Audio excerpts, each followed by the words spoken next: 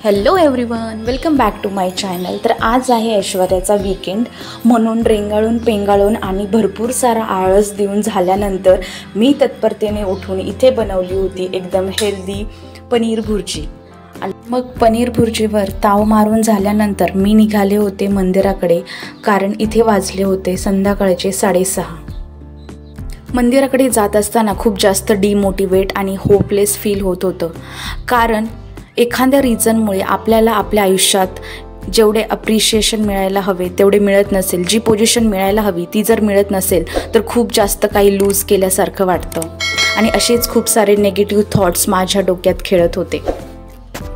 असे खूप सारे नेगेटिव्ह थॉट्स डोक्यामध्ये असतील तर असे वाटते की आपणच कुठेतरी कमी पडलो का, आपणच आपला 100% दिला नसेल, किंवा आपल्यामध्येच तेवढं पोटेन्शियल नसेल जे आपल्याला अचीव करायचं आहे त्यासाठी।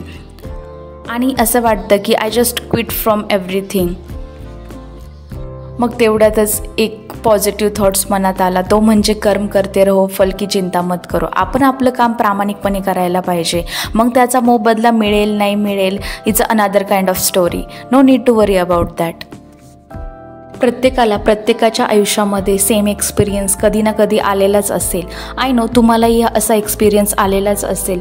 तेव्हा आपल्याला ठरवायचे असते की आपल्याला क्विट करायचे आहे की पुढे जायचे आहे। पुढे जर केलो तर आत्ता जरी त्या गोष्टीचा मोबदला मिळाला नाही तर कधी ना कधी आपल्या डेस्टिनीमध्ये असेल तर आपल्याला त्या गोष्टीचा मोबदला नक्की मिळतो।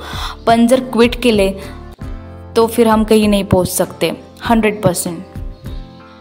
Moral of the story is की मला आज असं जाणवलं, माझ्या मनात येणारे भीती आणि चिंता वाढवणारे जे नेगेटिव्ह विचार आहेत ते विचार खरे विचार नाहीत, ते फक्त क्षणिक विचार आहेत आणि ते माझं सत्य असूच शकत नाहीत। त्यापेक्षा जास्त महत्त्वाचं आहे माझं अस्तित्व। माझा प्रत्येक श्वास ही माझी नवीन सुरुवात आहे। आणि आयुष्यामध्ये तर चढउतार येतच असतात, त्यापेक्षा जास्त महत्त्वाचं आहे माझं स्ट्रॉंग राहणं, आणि मी स्ट्रॉंग आहे।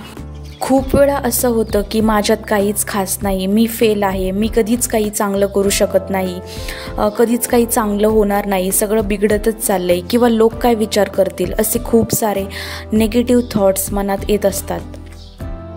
आणि हेच ते नेगेटिव्ह थॉट्स हळूहळू आपल्या मनामध्ये घर करतात आणि आपल्याला आपल्या स्वतःच्याच विश्वासापासून दूर घेऊन जातात। त्यामुळे नेहमी लक्षात ठेवायचं की नेगेटिव्ह थॉट्स येणं ही एक नॅचरल गोष्ट आहे, पण त्यामध्ये कितपत अडकून राहायचं हा पूर्णपणे आपला स्वतःचा निर्णय असतो। त्यामुळे त्यामध्ये अडकून राहणं हे पूर्णपणे चुकीचं आहे असं मला तरी वाटतं।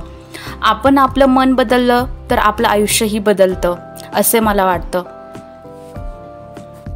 आणि सगळ्यांच्या आयुष्यात असे एक्सपिरियन्स येत असतात, त्यामुळे नेगेटिव्ह थॉट्सला एवढं इम्पॉर्टन्स द्यायचं नाही, ते फक्त क्षणिक असतात।